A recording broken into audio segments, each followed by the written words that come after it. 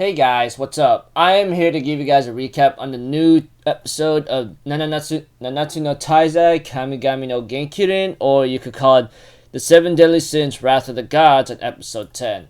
Now, this episode here reveals the entire backstory, or should I say, the entire backstory of Meliodas and Elizabeth and what Meliodas has been doing throughout the 3,000 years. And I'm pretty sure a lot of you anime onlys are gonna go like, what do you mean 3,000 years? What the heck are you talking about?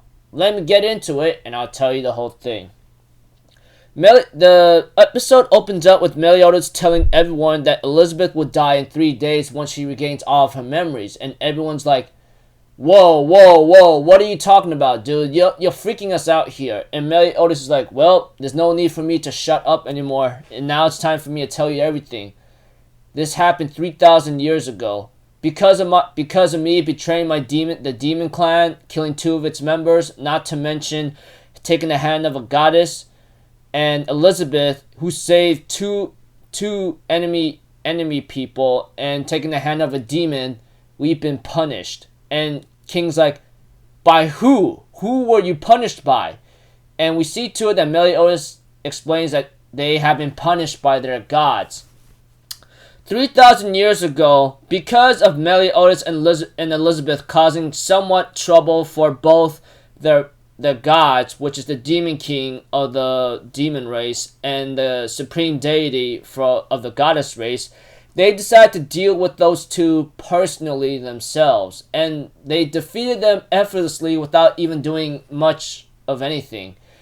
And we see to it that Meliodas and Elizabeth would later die. But unfortunately for Meliodas, he would be the only one to be alive, and when he saw Elizabeth's dead body, all he could do was cry for many days and nights.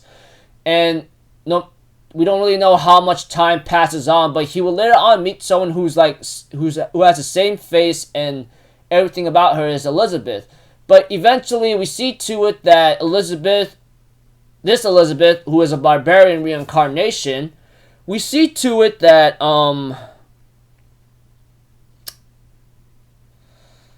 she regained her memories after Meliodas tells Elizabeth everything. And she made him promise one thing: no matter what happens, if I die the next day or so, you have to promise you break this curse, you hear me? And Meliodas is told that you and I are cursed. I am cursed with reincarnation, and you are cursed with eternal life. Every time I regain my memories, I will end up dying in front of your eyes. No matter what you do to try to save me, I would die in 3 days. And as for what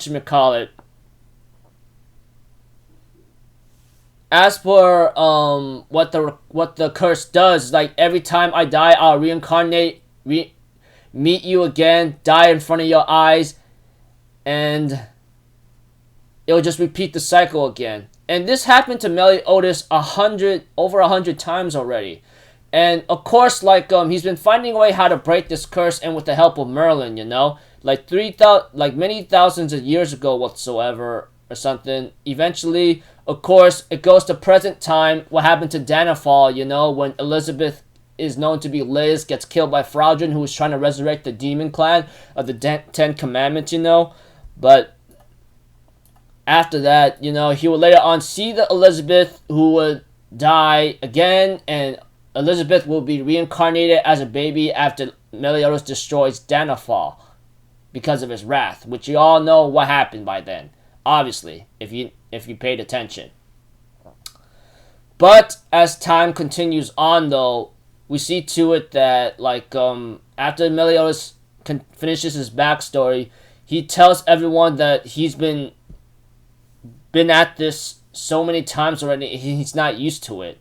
And we see to it that that's his journey, is to break the curse once and for all, and that's it. And Diane asks, what happens when you break the curse? And Meliodas tells Diane, my journey of 3,000 years ago will end. The eternal life and perpetual reincarnation will be over.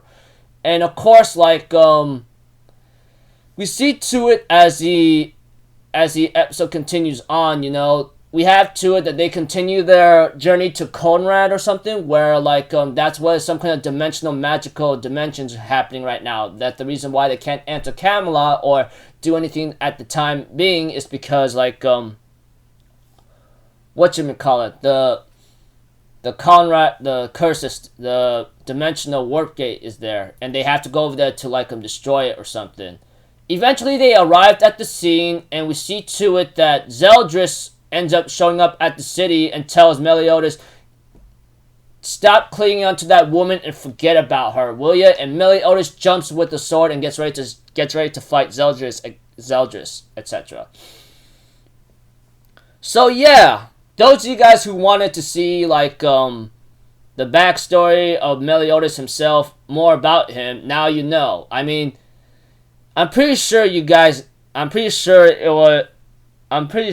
like a lot of you anime owners must be shocked about this. And the way I see this, I'm really glad like they added some side story from a certain manga chapter or piece. I've seen it in a like I've seen it somewhere like around online or so. So that's the reason why I'm very happy they included that in there to like fit in this episode, because like the way how that backstory is being told, it would have been cut short, but glad enough they added some scenes from another extra chapter or so. So anyways, looking forward to next episode, and guarantee I really hope it doesn't become too much of a disappointment, because I'm already worried as hell, as many others should be as well. I mean, I'm a manga reader myself, and I'm pretty sure you guys know what I'm talking about. Those of you guys who are manga readers. So until then, I'll see you guys in the next video.